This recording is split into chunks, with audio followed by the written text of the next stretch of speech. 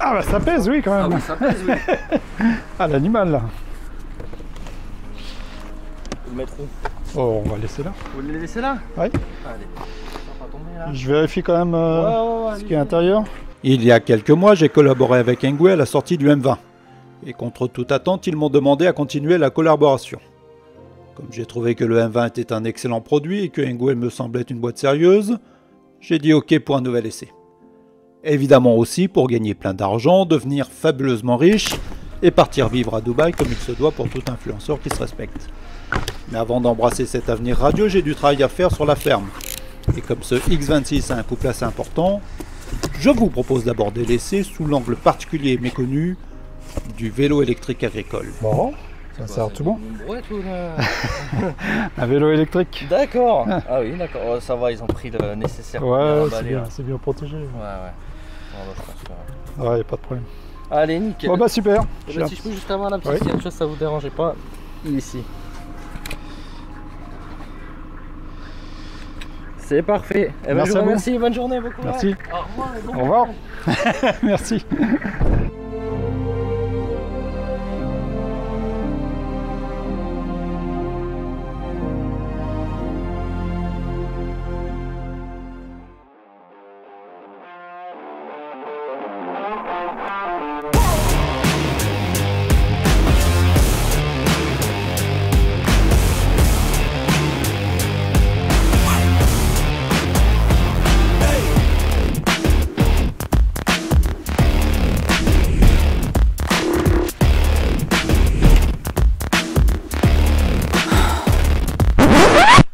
Allez, présentation rapide de ce Engwe X26. Bon, excusez le terme, mais c'est un putain de beau vélo, faut dire ce qui est. Alors beau esthétiquement, bien sûr, mais aussi beau en qualité de fabrication. Bon, faut dire que Engwe, c'est pas les premiers venus en matière de vélo électrique. Regardez cette pièce là. Je sais pas comment ils arrivent à faire ça. D'un autre côté, je suis pas un spécialiste des moules d'aluminium, mais bon, il y a des soudures, bien sûr. Mais même quand il y a des soudures, regardez la qualité des soudures. C'est vraiment super bien fait. Bon, ça paraît peut-être pas comme ça à l'écran, mais c'est une grosse bête.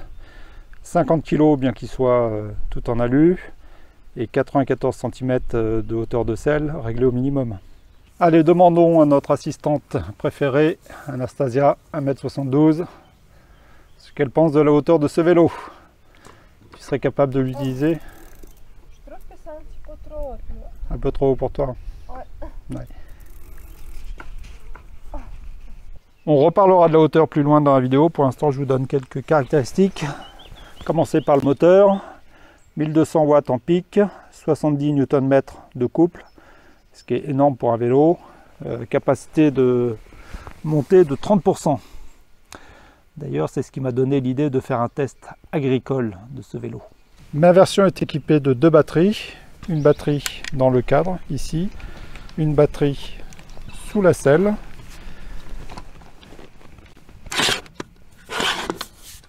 Alors cette batterie dans le cadre fait 10 ampères-heure, celle sous la selle fait 19,2 ampères-heure, tout ça sous 48 volts, donc si je ne me plante pas dans mes calculs, ça fait 1400 Wh d'énergie. C'est-à-dire plus d'énergie que dans la batterie qui démarre mon tractopelle.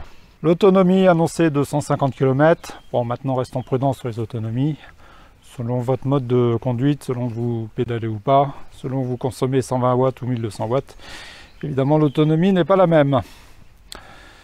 8 heures annoncées pour le chargement des 2 batteries. Chargement qui se fait à 2 endroits, ici pour la batterie de cadre, ici pour la batterie de siège. Pour ce qui est de la partie cycle, on a un dérailleur Shimano 8 vitesses, des freins hydrauliques diamètre 180, des pneus 26 par 4. Et superbement amorti avec une fourche à l'avant, 2 amortisseurs arrière et encore un amortisseur central. Bon voilà pour cette présentation rapide. Le but c'est pas de vous réciter tout le site web, qui est d'ailleurs très bien fait, je vous y renvoie. On va passer tout de suite au test agricole.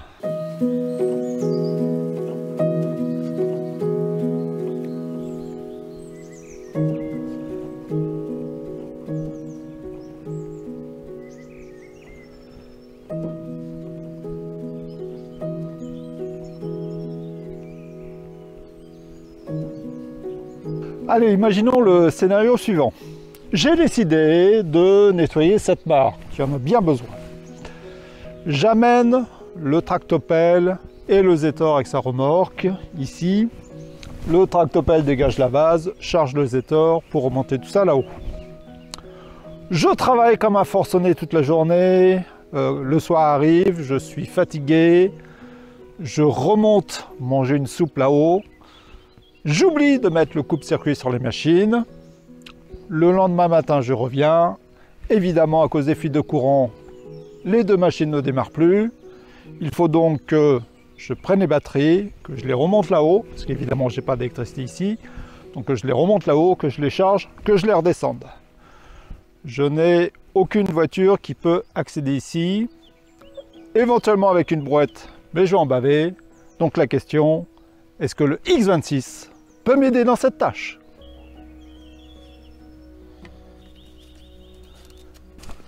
Ah, très bien.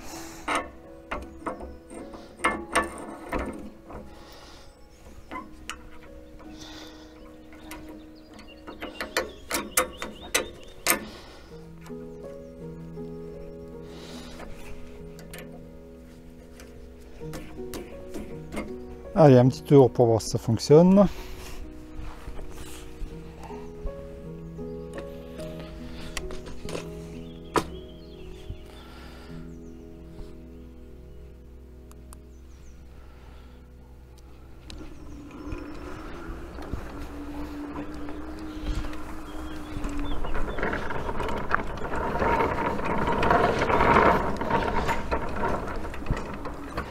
Remarquez ce rayon de braquage.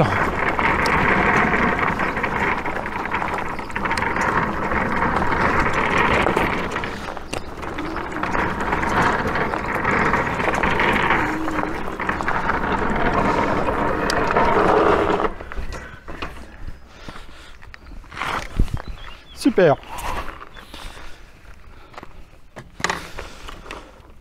Bon, allons tester ça en conditions réelles.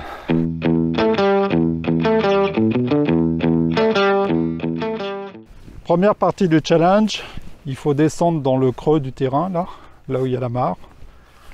Alors heureusement le Zetor a fait un coup de débroussaillage pour ouvrir une voie dans la jungle. Bon, enfin même là, ça reste quand même un terrain assez difficile, avec pas mal d'inégalités et parfois des gros tas d'herbes qui restent. Enfin, on va voir si le X26 arrive à se sortir de ça.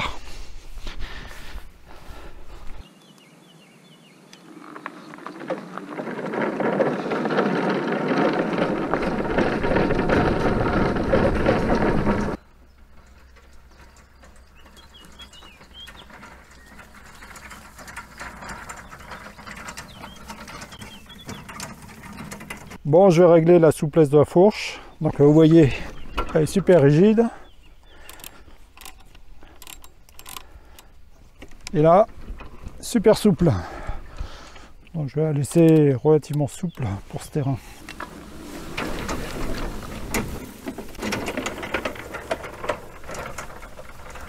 Bon, j'ai des gros pneus, des bons freins hydrauliques, une super suspension. Donc aucune difficulté particulière à descendre ça.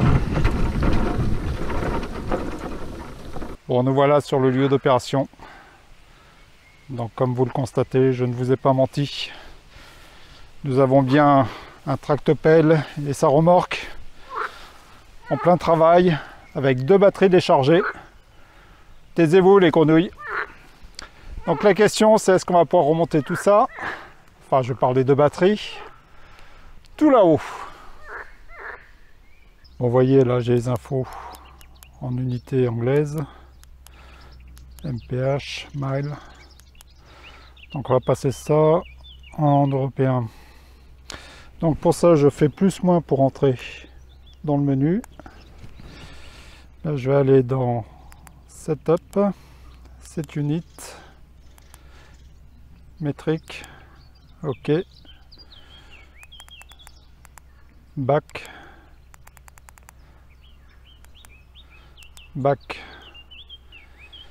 Et voilà.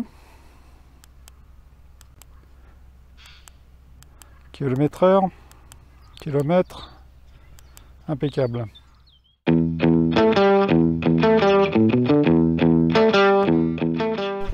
Allez, chargement de l'équipement. Ah, c'est pas des petites batteries, ça pèse. Réglons ce vélo comme il se doit. Donc en appuyant sur I pour changer de mode. Là je suis passé en mode sport.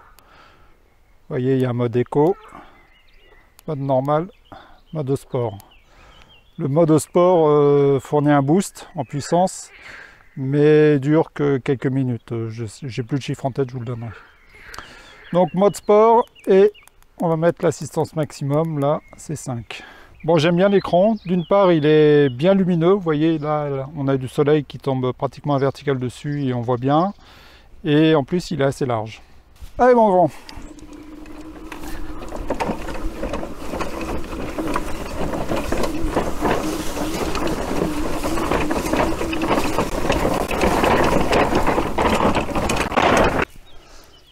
Bon, on a un problème. Bon, pas trop grave. C'est juste l'écrou du moyeu, là, serrage rapide qui s'est barré. Alors pour le retrouver là-dedans, bon courage.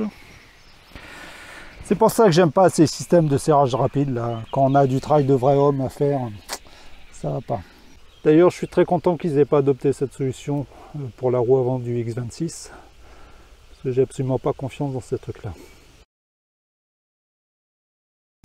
Bon, j'ai fait une affreuse bidouille pour faire une roue à partir de 2. J'espère que ça va aller.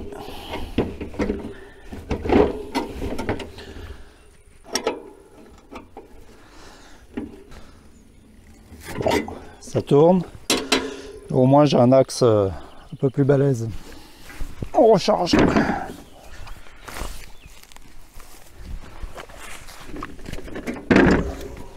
Allez, on repart.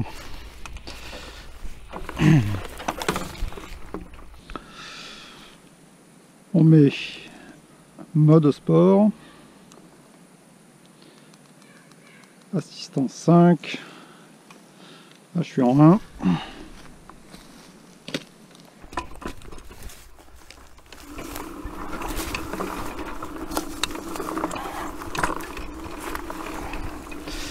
Non,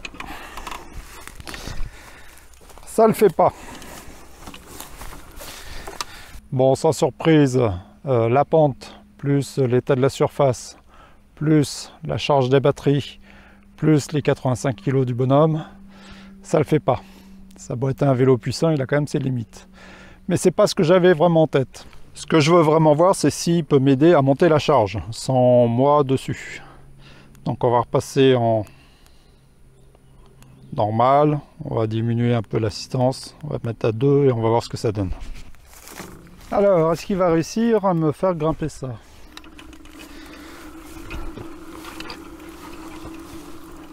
Deux, c'est un peu faible. On augmente.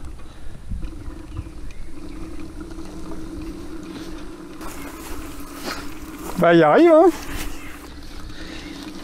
Bon, faut l'aider, oui, mais beaucoup plus facile que de tirer ça tout seul, là. Bon, dès qu'on est sur le plat, ça va mieux, hein, évidemment.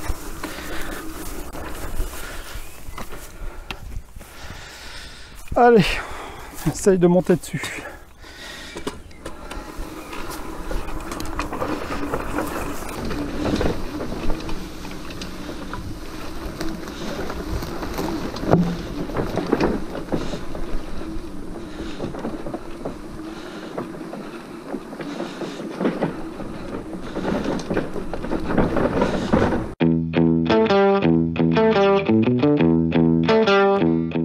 Oh, je vous entends dire oui, Nicolas, tu nous as dit que ce vélo était super puissant, mais il n'arrive pas à monter une pente. Et ben, on va essayer sur une pente là qui fait quoi, 6%, un revêtement à peu près correct. Toujours mes 2 batteries massives dans ma remorque. Et on va voir ce que ça donne. Allez, je me mets même pas en mode sport, je me mets en mode normal et pas l'assistance maxi, je me mets en assistance 3. Et je démarre, je fais rien, je bouge pas les pieds. 1027 watts, 1150 watts, 1100 watts.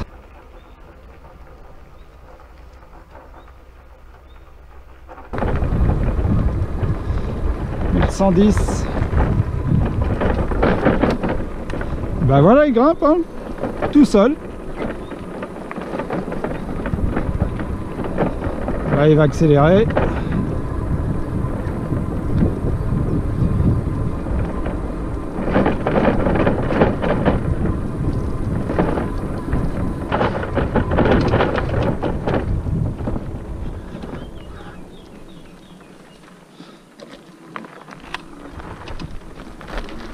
Regardez ce rayon de braquage. Alors là, je mets pas d'assistance parce que va déjà bien assez vite comme ça.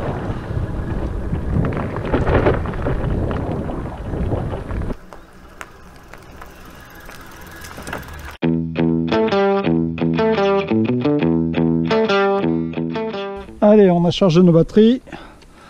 On les redescend, de préférence sans se casser la figure.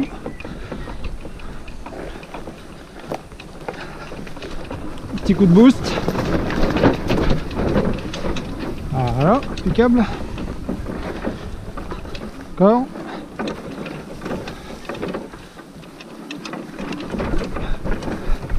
Allez, pas d'assistance dans la descente, c'est pas nécessaire.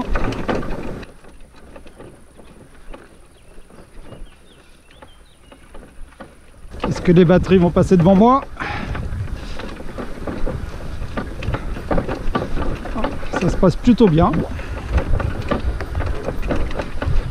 Suspension avant fait son office. Voilà. Petit coup d'assistance pour sortir du virage. Regardez-moi ça. Magique. Impeccable.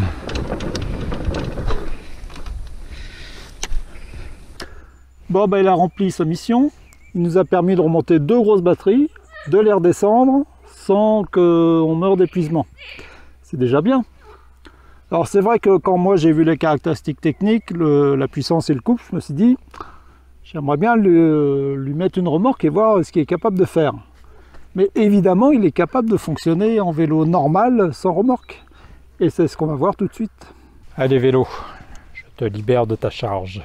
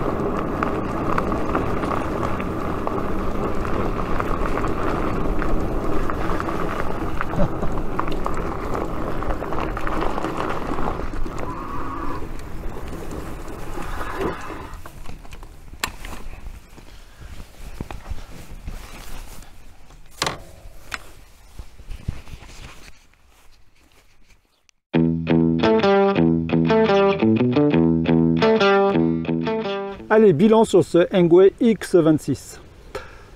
Alors avec ses 1200 watts de puissance, sa vitesse qui dépasse largement 25 km/h et son assistance qui n'est pas limitée au pédalage, ce vélo est considéré par la réglementation française comme un cyclomoteur. Donc si vous voulez l'utiliser sur route, il faut respecter la réglementation des cyclomoteurs, c'est-à-dire immatriculation, assurance, casque, etc.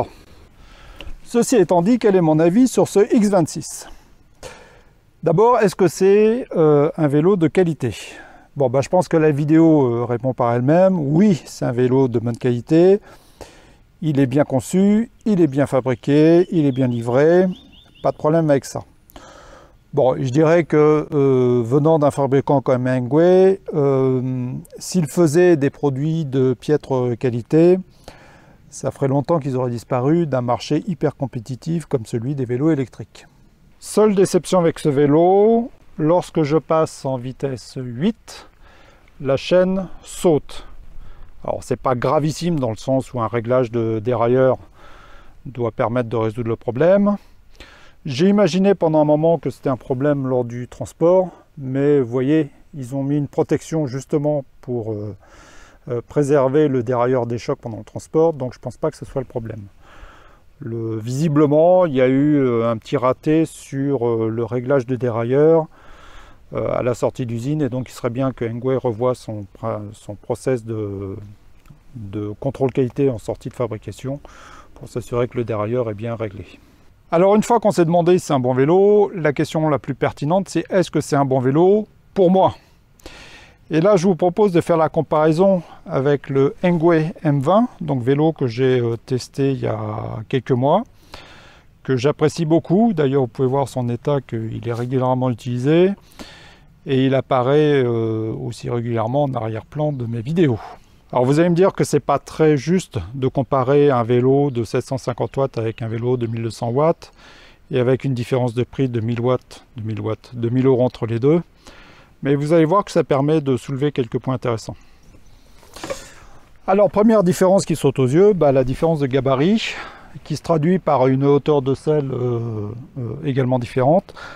Là, on est à 84 cm de hauteur de selle. Là, on est à 94 cm de hauteur de selle. Là, c'est une selle fixe. Là, c'est une selle variable, enfin à hauteur variable. Alors, je vous avouerai que au début, j'ai eu un petit moment d'adaptation pour ce X26 et sa grande taille. Mais finalement, on s'y fait très bien et maintenant je le trouve tout à fait confortable. Alors moi, je fais 1m80, donc si vous faites 1m80 ou plus, comme il y a une selle réglable, vous serez tout à fait bien sur ce X26. Si vous êtes plus petit, faites bien attention à ce point. Je vous recommande de regarder soit du côté du M20, soit du côté du X24 qui est le petit frère du X26, donc même puissance mais un peu plus petit, ou alors le X20 qui est également plus petit mais avec une puissance moindre. Au-delà des questions de taille, je trouve qu'il y a eu une avancée assez importante entre les deux vélos sur ce qui concerne l'assistance. Alors évidemment, le X26 est beaucoup plus puissant que le M20, donc ça joue sur l'assistance, mais là je veux parler d'ergonomie. Vous voyez, le réglage de l'assistance, là, sur le M20, se fait par des petits boutons en dessous, qui ne sont pas très accessibles. Et je ne sais jamais si c'est le gauche qui augmente l'assistance ou le droit. Alors que sur le X26, c'est beaucoup plus accessible d'une part. Les boutons sont beaucoup plus grands et plus accessibles, et plus intuitifs. On augmente l'assistance avec le bouton au-dessus, et on la diminue avec le bouton en dessous. Autre chose particulièrement appréciable sur le X26, c'est la possibilité de le paramétrer, enfin de paramétrer l'assistance. Donc là, je vais aller dans personnalisation, Power Set, et vous voyez que là, je peux choisir 3 niveaux d'assistance, 9 niveaux d'assistance, 7 niveaux d'assistance ou 5. Alors il y a 0,3 par exemple, ou je reprends 0,7, 1,7 ou 0,7. 0,7 c'est que le premier niveau n'est pas assisté, alors que 1,7 le premier niveau on a une assistance. Et même à l'intérieur de ces différents niveaux d'assistance, on peut définir la puissance associée à chaque niveau. Donc là, si je rentre dans le menu, voilà, vous voyez là le P1 il est à 40%, je peux aller modifier la puissance associée au P1. Et pareil pour tous les niveaux. Donc vous avez vraiment de quoi vous faire un vélo qui correspond parfaitement à votre goût en matière d'assistance. Bon, dernier point concernant l'assistance, vous voyez que sur le M20, on a une assistance qui peut être déclenchée à la poignée, comme ça, à la manière d'une moto, alors que sur le X26, l'assistance se déclenche avec une gâchette comme ça. Alors évidemment, pour les deux vélos, comme pour tous les vélos électriques, il y a une assistance qui se déclenche également au pédalage, et comme c'est prévu par la réglementation française. Il faut savoir que la réglementation française, normalement, n'autorise pas l'assistance à la poignée. Ce qui est, à mon sens, un petit peu idiot, puisqu'on a besoin d'assistance quand, essentiellement, lorsqu'on lance la machine. Et donc, s'il faut faire déjà des tours de roue avant d'avoir l'assistance, ça perd un petit peu de son utilité. Bon, comme d'habitude, sûrement que la réglementation française en termes de vélo électrique a été pondue par un gars dans son bureau qui n'y connaît rien. Mais bon, c'est un petit peu dommage, dans le sens où ces machines maintenant atteignent un tel niveau de confort d'usage qu'elles viennent clairement concurrencer les mobylettes et les motos de petite cylindrée, et que ça serait sûrement intelligent d'encourager les gens à passer de l'un à l'autre, ce qui réduirait quand même de façon drastique la pollution dans les villes, et puis le coût d'usage également, au moment où on parle beaucoup de pouvoir d'achat. Bon, toujours est-il que moi, ayant goûté à l'assistance à la poignée, jamais je n'achèterai un vélo électrique dont l'assistance se déclenche uniquement au pédalage. Autre particularité, le X26 est pliable. Alors, est-ce que c'est pour pouvoir sortir la batterie uniquement, ou est-ce que Engwe prévoit vraiment qu'on plie le vélo en deux pour le mettre dans un coffre de voiture? Compte tenu du poids et des dimensions de l'engin, j'ai du mal à voir comment ça peut rentrer dans un coffre de voiture même assez grand. Mais bon, j'ai peut-être pas tous les cas d'usage en tête. Non, je ne crois pas que ça rentre. Autre point de comparaison, l'amortissement. Vous voyez que sur le M20, on a une fourche amortie à l'avant et un petit amortisseur de cadre. Alors que sur le X26, on a quelque chose de beaucoup plus avancé, avec un amortissement sur la fourche, deux amortisseurs sur l'arrière et un amortisseur de cadre. Donc si je voulais faire une comparaison entre ces vélos et des voitures, je dirais que le M20, c'est un peu la Mazda MX-5, c'est-à-dire un véhicule avec un petit moteur pas extrêmement puissant mais assez léger, donc qui est assez agile. Alors que sur le X26, on est plutôt dans le Gran Turismo, c'est-à-dire un gros moteur, super confortable, pas forcément très agile, mais qui permet de faire de longues distances sans fatiguer. Allez, dernier élément de choix et non des moindres, le prix. Donc là, sur le X26, on est à 2299 au moment où je vous parle. Donc oui, ça reste une somme, mais compte tenu des prestations, je pense que ça reste tout à fait raisonnable. Et d'ailleurs, vous pouvez obtenir une réduction supplémentaire sur ce prix à l'aide des liens et des codes promo que je vous mets dans la description de la vidéo. Donc codes promo qui sont non seulement valables pour le X26, mais également pour les autres vélos de la gamme Engwe. Voilà pour la présentation de ce Engwe X26. Comme d'habitude, la vidéo est beaucoup plus longue que ce que j'avais prévu, mais ce sont des machines intéressantes, je me laisse emporter par le sujet. Pour ceux qui le souhaitent, on poursuit avec le montage du X26. Pour les autres, on se retrouve comme d'habitude mercredi prochain avec de la grosse mécanique agricole qui tâche. Allez, ciao!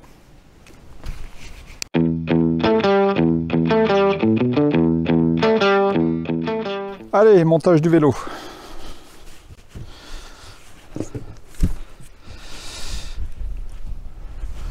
Donc super bien emballé. Je pense qu'il a été bien protégé pendant le voyage.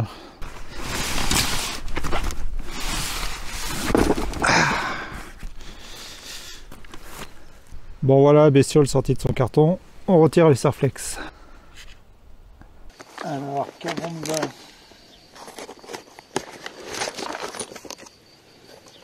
Ok, chargeur. Okay. Ah, on a même une pompe. Très bien. L'axe pour la roue avant.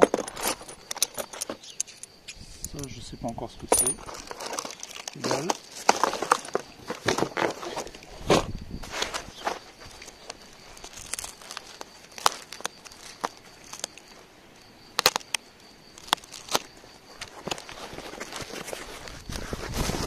La selle. Ok, ça c'est la selle conducteur, selle passager. Très bien. Ah, on a même des vrais outils manuels.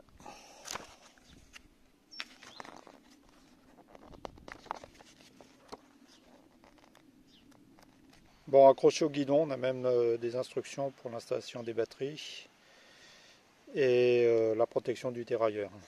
Bon, même si la doc est en anglais, il y a quand même des schémas, donc on s'y retrouve. Bon, première impression, ça semble massif et solide.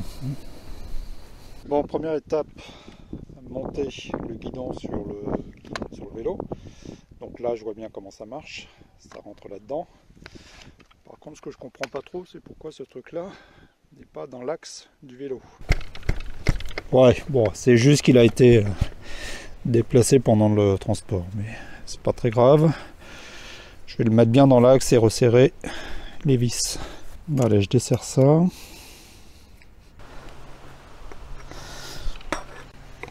Bon, ce qui est bien, c'est qu'il y a une croix là pour le positionner correctement.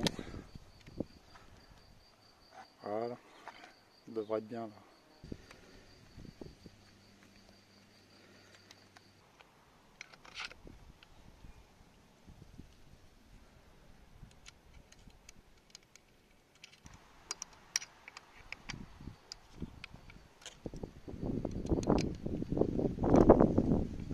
Voilà, ça remplace. Coucou.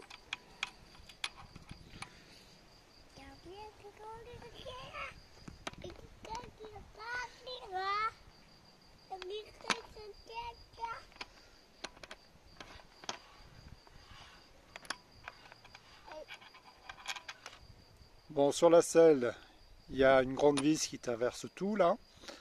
Après, il y a cette première pièce en alu avec des rainures qui vient se reposer sur cette grande pièce qui a des rainures également, ce qui permet de régler l'inclinaison et de la bloquer. Après, il y a cette deuxième pièce en alu qui vient se bloquer sur les supports de la selle là. Et puis enfin, il y a un écrou ici. Donc une fois qu'on a tout positionné correctement, eh bien on vient serrer la vis pour tout bloquer. Bon, c'est clairement pas la partie la plus fun à monter, mais par contre c'est super solide. C'est bien stable. Rien à voir avec les systèmes de tubes qui s'emboîtent et qu'on serre d'une manière ou d'une autre. Là. Bon, dans la doc, ils disent simplement d'emboîter la selle et de la pousser, mais moi ça marche pas. À mon avis, il faut enlever cette vis là et la remettre après. C'est ça qui bloque l'ensemble.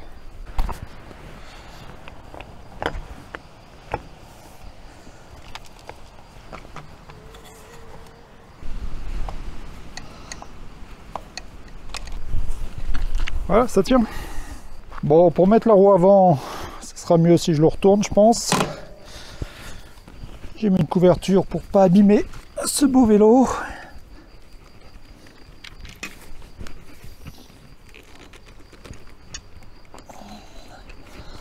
Voilà. Bon, on enlève ça qui est juste une protection pendant le transport.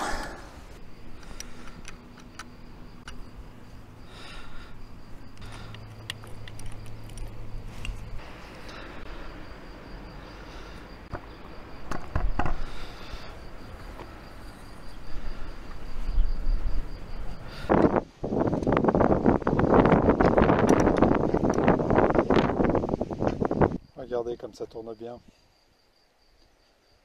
Même pas un bruit de frottement. R.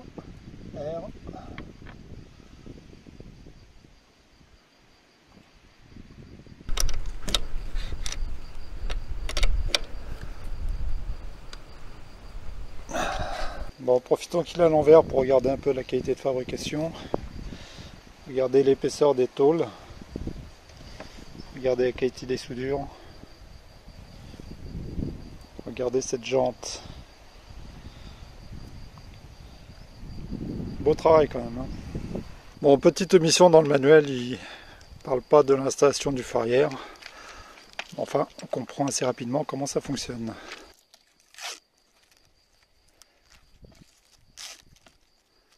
Et là, vous avez un réglage de la position en hauteur de votre selle.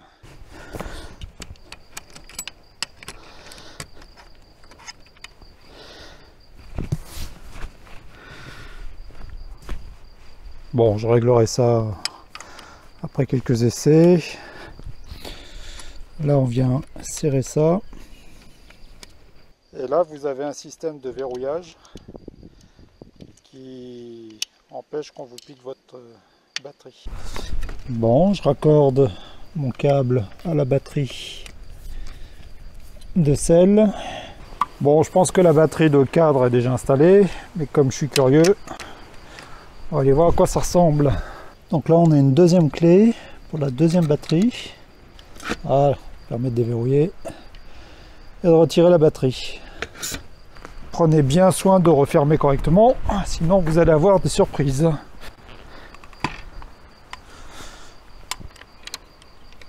Bon, il y a un système de verrouillage qui fait que on ne peut pas déverrouiller accidentellement.